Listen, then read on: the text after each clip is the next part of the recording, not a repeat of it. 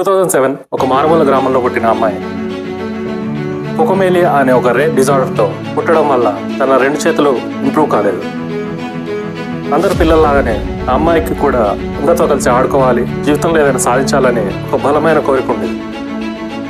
కానీ ఆ అమ్మాయి తన బలహీనతని ఎప్పుడు కూడా ఒక లోపంగా చూడలేదు. తన కాళ్ళతోటే తన పనులన్నీ చేసుకునేది.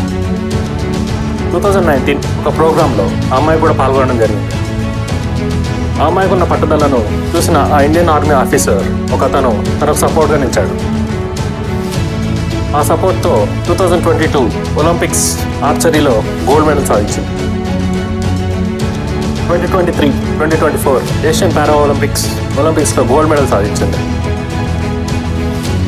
చేతులు లేవు, తను ఏం చేయగలదు అని 10 మంది అన్నా కూడా తన టాలెంట్ తోటి తను సాధించిన ఈ విజయం మరెవరో కాదు, తన శీతల్ దేవి.